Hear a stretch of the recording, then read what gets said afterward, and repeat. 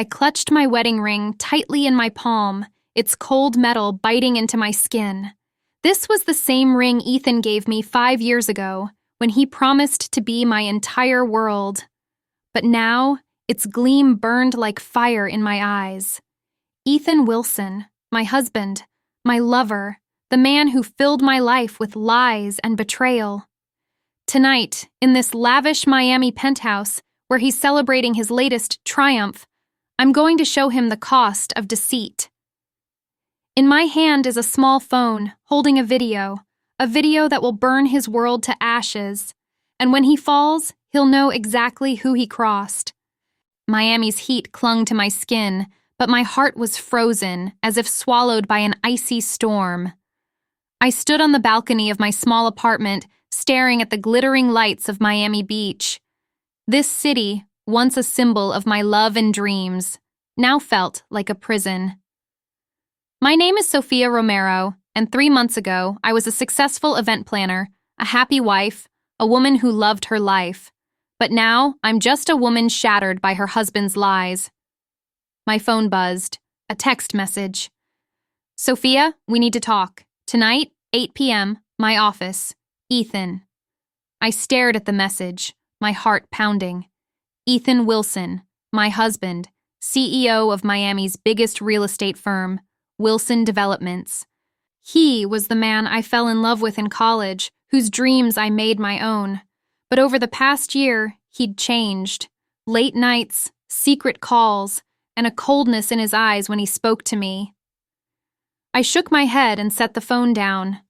I knew this meeting wouldn't bring good news, but I was ready.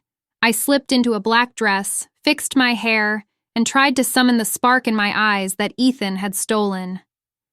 At 7:45 p.m., I stood outside Wilson Development's headquarters.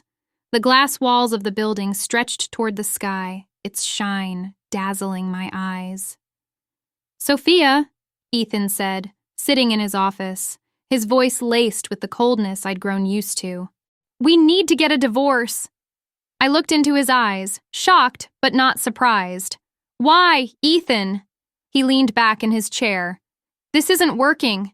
You've changed. You're not the Sofia you used to be. I let out a bitter laugh. I've changed? Or are you no longer the Ethan who loved me? He looked away. This is final. My lawyers will contact you. I swallowed my anger and said, You can't make this decision without telling me. We're married, Ethan. He smirked, a smile that cut through my heart. You have nothing, Sofia. I've transferred everything to my name. The house, the bank accounts, everything. I returned to my apartment, tears in my eyes and fire in my heart. Ethan hadn't just betrayed me. He'd stolen my entire life. But there was one thing he didn't know. I was Sofia Romero, and I wasn't a woman who gave up. The next day, I met my old friend Clara, a private investigator who specialized in exposing the secrets of Miami's elite. Sofia, she said, Ethan's hiding something. I'll find it. Within a week, Clara handed me a file. It contained photos, Ethan with another woman, Layla, his company's new partner. But it wasn't just an affair. The file revealed Ethan's financial corruption, illegal land deals, lies to investors, and siphoning funds from my event planning company, the company I'd built with years of hard work, into his personal accounts. I closed the file and looked at Clara. This isn't enough. I need to destroy him completely. Clara smiled. Then, let's make a plan.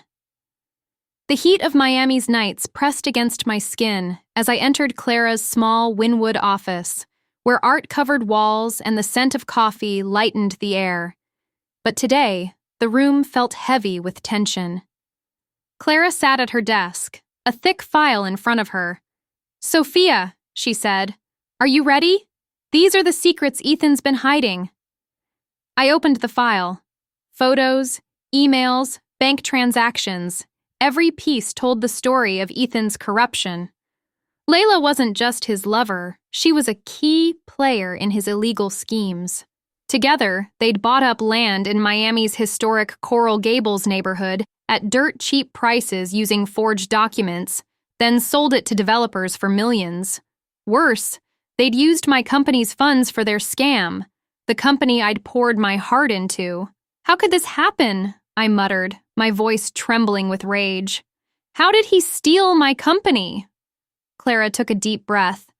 Remember those papers you signed after your marriage? Those business agreements? They were actually documents transferring your company's assets to his name. He's been planning this for years. I closed my eyes, memories flooding back of Ethan telling me those signatures were for our future. I had trusted him, but that trust had become a poisonous joke. What do I do now, Clara? I asked. We expose him, she said, a glint in her eyes. But we have to be careful. Ethan has powerful friends, investors, lawyers, even people in Miami's local government. The next day, I started working at a small event planning firm, Star Events. It wasn't as grand as my old company, but it gave me a chance to stand on my own. There, I met Emma, a tech genius known for her sharp mind and rebellious streak. When I shared my story, she opened her laptop and said, Sophia, if Ethan betrayed you, we can uncover his digital secrets. Within hours, Emma hacked into Ethan's email account. His messages revealed secret conversations with Layla about a new real estate project they were launching next week, a project to demolish a historic Coral Gables park and build a luxury condo tower. The emails included Ethan's instructions to prepare fake environmental reports to sway the local government. This is our chance, Emma said. We can expose him at his launch event. I nodded, but my heart sank. What if we fail? Ethan has so much power. Emma grinned. Power lasts only as long as secrets stay hidden. We'll bring his secrets to the world. Miami's mornings always held a strange magic. The sun's rays danced on South Beach's shores, and the air carried the salty scent of the ocean. But today, I was blind to that beauty. My heart was a storm of anger, determination, and a flicker of hope. I, Sofia Romero, was ready to rebuild my life, and it would start with Ethan Wilson's downfall. At Star Events' small office, I sat at my desk when Emma approached, laptop in hand. Her eyes sparkled with mischief, the kind that appeared when she was close to a breakthrough.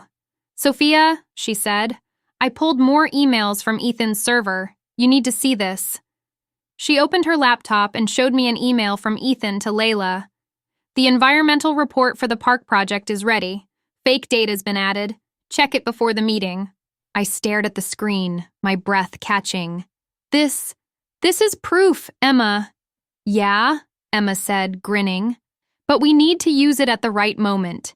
Ethan's launch event is next week. If we expose him there, he's done for. But I knew it wouldn't be that simple. Ethan had resources, lawyers, investors, and influence in Miami's local government. We needed a strong team to break his web. So I called Clara and asked her to meet at a small cafe in Coral Gables, where we'd plan our strategy. The cafe was tucked in a quiet corner of Coral Gables, shaded by ancient banyan trees. Clara was already there, joined by a man whose face was etched with exhaustion and fear. Sophia, this is Jack, Clara introduced. He was Ethan's senior project manager at Wilson Developments, until Ethan threatened him into silence. Jack looked up, his voice hesitant. I know everything, Sophia. Ethan forged documents for the Coral Gables land deals. He bribed local officials and used your company's funds for his schemes. When I tried to stop him, he threatened my family. I placed a hand on Jack's shoulder. You're not alone anymore, Jack. We'll stop him together. He nodded, but fear lingered in his eyes. You don't know, Sophia. Ethan has powerful people. If we fail, we won't fail, I said firmly. We have Emma, Clara, and now you. We're a team. That night, back at my apartment, I found a letter slipped under my door. It was from Ethan's lawyer, demanding I sign the divorce papers immediately or face legal ruin. I tore it up, my anger flaring. Ethan thought he could scare me. He was wrong. The next day, I decided to recruit another ally. Mark, an investigative journalist with the Miami Herald, whom I'd met at a community event. I'd read his report exposing a local politician's corruption. I called him and set up a meeting. Mark was a tall, serious man, his eyes burning with an intensity that showed he chased the truth relentlessly. When I told him Ethan's story, he pulled out his notepad and said, "Sophia, this is a big story. If you have solid proof, I'll publish it. But we need to be fully prepared. Ethan might come after you." "I'm ready," I said, "but we have to expose him at the launch event. If we catch him in public, he won't escape." Mark nodded. "All right, I'll talk to my contacts, but we need a solid plan." That night, I opened my mother's old diary. She was a community activist who fought for Coral Gables. One line kept appearing in her writings: "When everything breaks, hope remains." Those words sank into my heart. Ethan had taken my company and broken my marriage, but he couldn't take my hope. Over the next few days, our team built a strategy. Emma dug up more evidence from Ethan's servers, fake environmental reports, and bribery records. Clara gathered details of Ethan's connections with local officials. Jack mustered the courage to give us internal project documents. And Mark prepared his media contacts to publish the story right after the launch event. But one evening, as I walked to my apartment, a black car pulled up behind me. A man stepped out, his face hidden by a mask. "Sofia Romero," he said, his voice cold and threatening. "Stop messing with Ethan or your life will become hell." I hid my fear and said, "Tell him Sofia Romero doesn't scare." He laughed and got back in the car. As it sped away, my heart pounded. But in that moment, I realized we were getting close to Ethan. He was scared, and that was my strength. Miami's downtown ballroom glowed with lights, crystal chandeliers, the clink of champagne glasses, and the laughter of investors created a lavish celebration. But for me, it was a battlefield. I, Sofia Romero, stood in a corner of the hall in my black evening gown, my heart racing. Ethan Wilson, my husband, stood on the stage, his charming smile and false promises captivating the investors. Layla stood beside him, her eyes gleaming with victory. But when his gaze met mine, I saw a flicker of fear on his face. He knew I was here, and he knew something was coming. Emma stood behind me, her laptop hidden in a backpack. She whispered in my ear, "I'm connected to the system. Just one button to press." I nodded, my eyes locked on Ethan. Jack was across the hall posing as a security team member, signaling us about the guards' movements. Clara was outside in a van, monitoring everything through her contacts, and Mark was in the media area with his cameraman, waiting for the moment our video would go viral. Ethan grabbed the mic and spoke.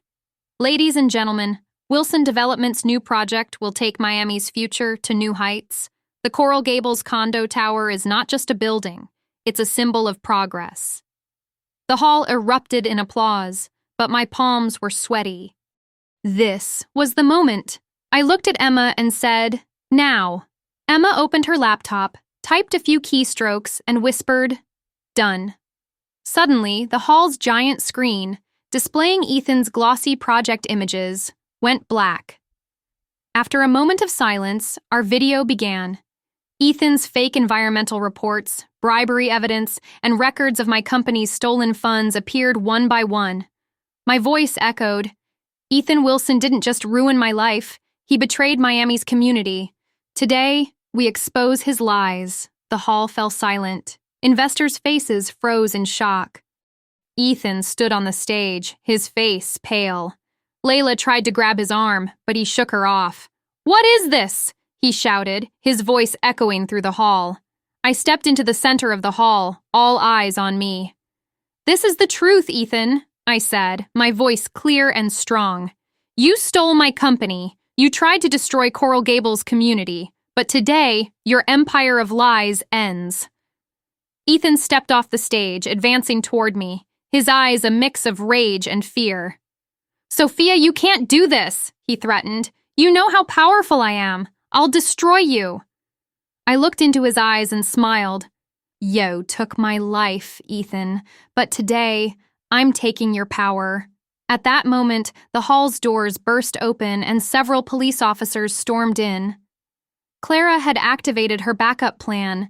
She'd sent our evidence to the local police. An officer approached Ethan and said, "Ethan Wilson, you're under arrest for corruption and fraud." Ethan tried to back away, but the officer snapped handcuffs on his wrists. Layla fled to a corner of the hall, her face red with shame. Investors shouted, some pulling out phones to record the scene. Mark and his cameraman captured it all, and I knew this video would go viral within hours. Jack came to my side, relief in his eyes. "We did it, Sofia." Emma closed her laptop and grinned. It was worth it. As the police led Ethan out of the hall, he looked back at me one last time. "This isn't over, Sofia," he said, his voice dripping with hatred. I looked at him and said, "Yes, Ethan, it's over." Outside the hall, Clara joined us. "You did it, Sofia. The world knows who Ethan is now." Mark held up his phone. "My press release just went live. It's trending on the Miami Herald's website." I looked out at Miami's night sky where stars twinkled above. My heart felt lighter, but my fight wasn't over. Ethan's arrest was just the beginning. Now I had to rebuild my life and save the Coral Gables Park that held my mother's legacy. After Ethan's arrest, Miami seemed to fall into an eerie silence. The video went viral on social media, and the Miami Herald's headlines were filled with Ethan Wilson's corruption. Wilson Development's stocks crashed overnight, and investors abandoned him. Layla left the city, perhaps to hide her shame. But for me, Sofia Romero, this wasn't just a moment. It was the start of a new life. I decided to revive my event planning firm, Star Events, the same firm that had given me refuge after Ethan's betrayal. With his company in ruins, I reached out to my old clients. My story, a woman who fought her deceitful husband and won, had become the talk of Miami's business circles. Clients returned, and within weeks, Star Events was once again among Miami's top event planning firms. But my true mission was saving the Coral Gables Park Ethan wanted to destroy. I launched a campaign called Coral Gables Green, working with the local community. We held fundraisers, met with local leaders, and invited the media to amplify our voice. Mark wrote a follow-up report in the Miami Herald, highlighting the park's historical importance and the need to protect it. The report inspired thousands, and within months, we raised enough funds to not only save the park, but transform it into a community center. I named the center Romero Hope Center in honor of my mother, who always fought for the community. On the opening day, Coral Gables residents, my team, Clara, Emma, Jack, and Mark, and even some investors who survived Ethan's deceit were there. Standing on the stage, I said, "This center isn't just a building, it's a symbol of our hope and unity." My mother taught me that when everything breaks, hope remains. Today, we've kept that hope alive. After the ceremony, I celebrated with my team on Miami Beach. The ocean waves lapped at our feet and the stars shone above. Clara raised her glass and said, "Sofia, you made the impossible possible." Emma laughed and said, "Yeah, and we brought down a corrupt CEO too." Jack, now free from his fears, said, "This is our victory." Mark pulled out his phone and snapped a photo. "This is for my next story. Sofia Romero, Miami's hero." I smiled and raised my glass. This isn't just my story, it's our story. Thank you for standing by me. As our glasses clinked, I realized I hadn't just defeated Ethan. I'd kept my mother's legacy alive. Miami's night was quiet, but my heart echoed with the beat of a new beginning. I was free, and my life was mine again.